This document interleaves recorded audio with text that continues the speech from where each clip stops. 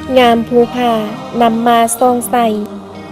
เบียงใส่ประวัติศาสตร์ท่าใหม่ซัมเตอร์หินตังหัวเมืองทินภูสามเซาคกเขานำลินแผ่นดินบิลสน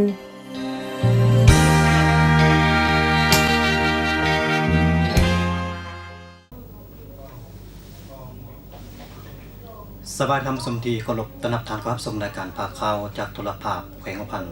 ทำชมที่เคารพพบพอกันในมื้อนี้ทางรายการกระบอกได้นำเอารายข่าวที่มีความสำคัญที่เกิดขึ้นจากบรรดาพนักงานกลุ่มกองท้องถิ่น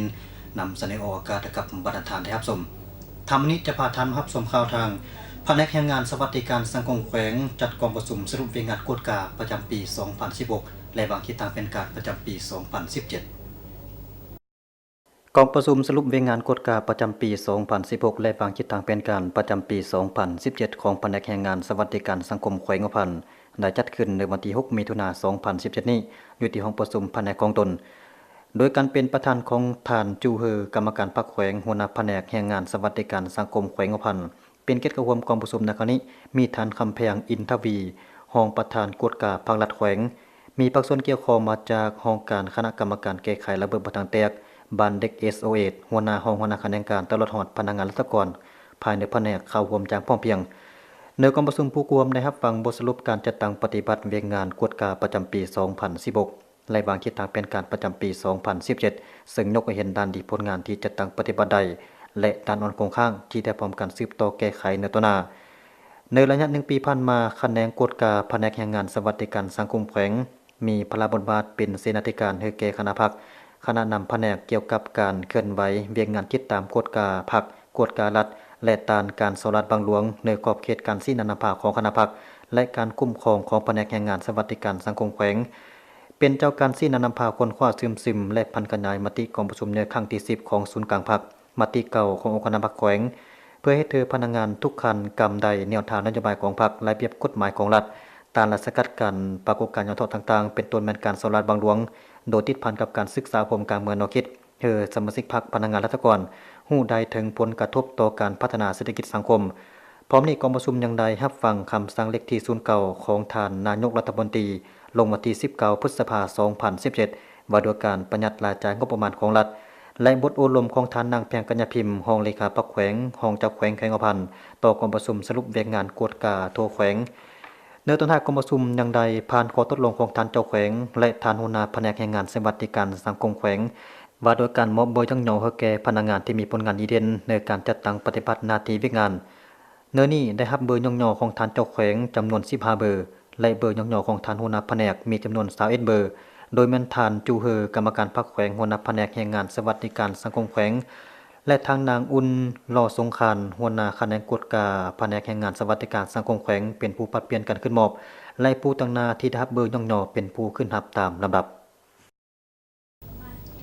ศูนย์วัฒนธรรมเด็กแขวงพันจัดพิธีเฉลิมฉลองวันเด็กน้อยสากลวันที่3 มิถุนายน 2017 นี้ศูนย์วัฒนธรรมเด็กแผนกแถลงข่าววัฒนธรรมและท่องเที่ยวแขวงพันได้เฉลิมฉลองวันเด็กน้อยสากลวันที่1 มิถุนายนอยู่ที่หอวัฒนธรรมของแขวงเข้าร่วมมีท่านคำสิงห์ลาดวงศ์หัวหน้าแผนกแถลงข่าววัฒนธรรมและท่องเที่ยวแขวงมีครูอาจารย์แขกติกเซินพ่อแม่ผู้ปกครองเด็กพร้อมด้วยน้องหลานนักเรียนภายในศูนย์เข้าร่วม100 กว่าคนในพื้นที่ท่านแสงจันทร์วิจิตรวงศารองหัวหน้าแขนงวัฒนธรรมได้ขึ้นเล่าประวัติความเป็นมาของวันที่1 มิถุนายนซึ่งวันเด็กน้อยสากลปีนี้ครบรอบอยู่92 ปีคือวันที่1 มิถุนายน ปี 1925ถึงวันที่1 มิถุนายน 2011และความเป็นห่วงเป็นใยของพรรครัฐบาลลาวต่อสภาพการเป็นอยู่ของเด็กน้อยลาวเพื่อมีการพัฒนาทางด้านสุขภาพการศึกษาและสังคม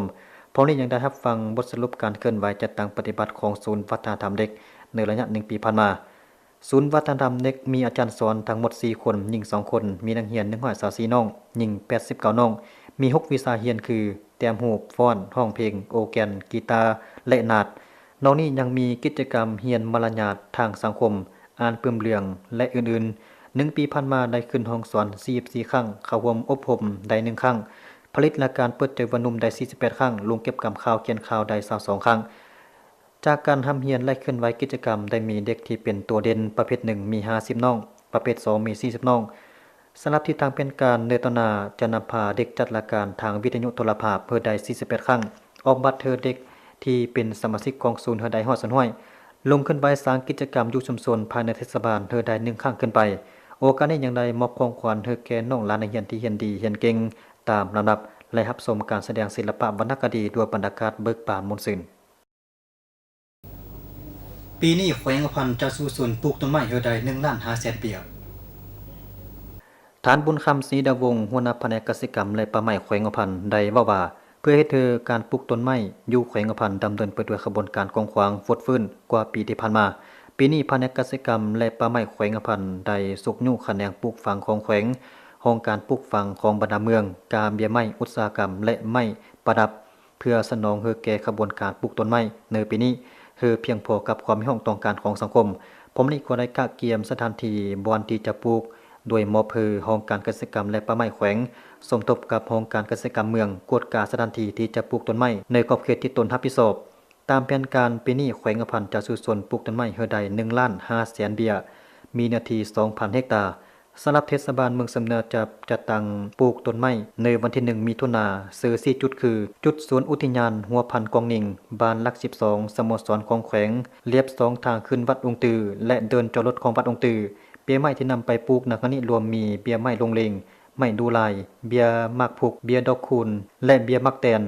รวมทั้งหมดมี 1,500 เบี้ยปลูกเสื้อเขตที่จัดสรรแล้วนอกจากนี้ยังได้ปลูกกระดมคือโครงการเกษตรกรรมและป่าไม้เมืองสมทบกับโครงการกุมบ้านจัดตั้งปลูกต้นไม้ซื้อป่าสุดโทรมในขอบเขตที่เมืองบ้านของตนตามเงื่อนไขตัวจริงแผนกเกษตรกรรมและป่าไม้แขวงเปิดกระบวนการฉีดพ่นยากำจัดตักแตนฝูงไม้ปองพิธีเปิดกระบวนการฉีดพ่นยากำจัดตักแตนฝูงไม้ปองได้จัดขึ้นในวันที่6มิถุนายน2017นี้อยู่ที่ห้วยไส่เขตทำการผลิตของประชาชนบ้านนาปุงเมืองเวียงไส่แขวงอภันโดยการเข้าร่วมของทานสสวรรค์บานคำมีรองหัวหน้าแผนกเกษตรกรรมและป่าไม้แขวงมีบรรณาธิการภาคส่วนเกี่ยวข้องคันแขวงเมืองเวียงไส่พนักงานวิชาการและคณะพักอำนาจการปกครองกลุ่มบ้านเข้าร่วมอย่างพร้อมเพรียง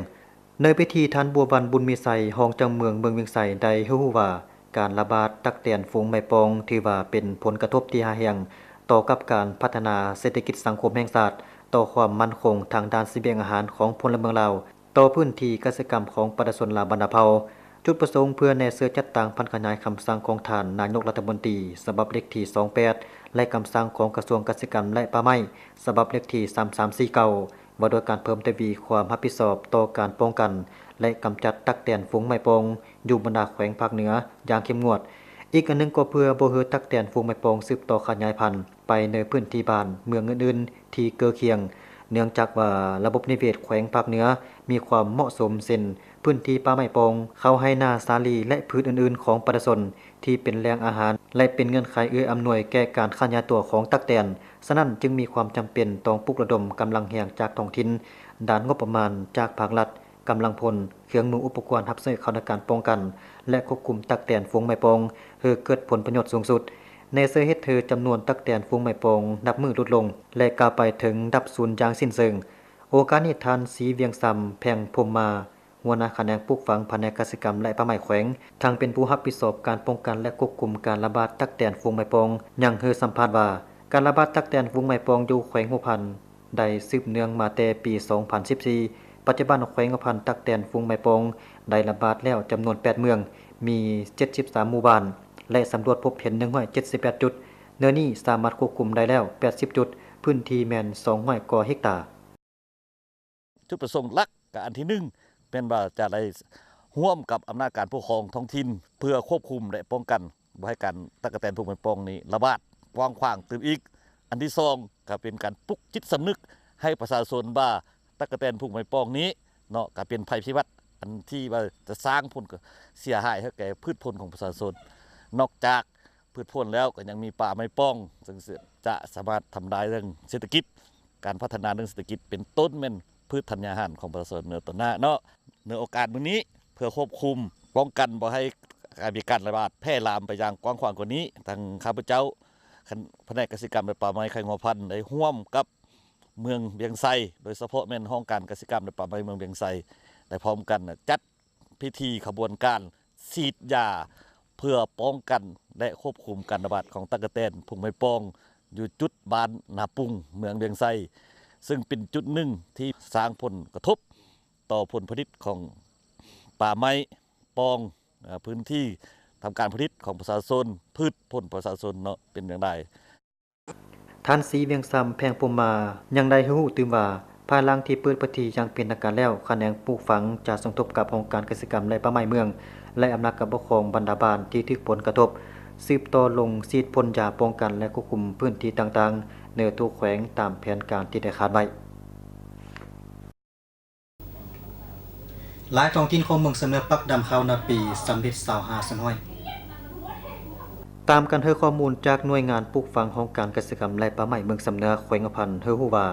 นับแต่ท้ายเดือนเมษายน 2017 เป็นต้นมาประชาชนบรรดาเผ่าทั่วเมืองสำเนาได้พร้อมกันลงมือไถขาดและตกการนาปีของตนสำเร็จ100สนอยปัจจุบันเขาจะได้ลงมือปักดำนาปีของตนสำเร็จ25สนอยของเนื้อที่นาทั้งหมด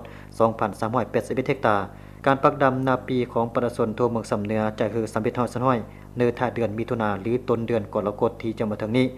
ข่าวยังฮู้ถึงว่าการปักดำนาปีของประชาชนบ้านดอนบ้านปูนไซบ้านนาสลานาหนองนาสมองและเขตบ้านเสลยแม่นได้ปักดำสำเร็จ100สนอยส่วนประชาชนเขตลองน้ำหามน้ำหังและเขตลองน้ำซ้ำแม่นพ่วมคุณเขียวปักดำอย่างขี้งอนท่านผู้ชมที่เคารพที่ทานรับชมผ่านไปกรรมการรายงานข่าวจากโทรภาพแขวงอภันที่ทางรายการนำเสนอกับบรรทัดฐานได้ติดตามรับชมมาวันนี้รายการกระบอกได้หมดเวลาในปีตัวนี้ผู้ดำเนินรายการพร้อมด้วยทีมงานต้องลาจากท่านผู้ชมไปก่อนต่อไปเส้นทางติดตามรับชมรายการภาคข่าวภาษามงและภาษากะมุสำหรับภาคนี้สวัสดี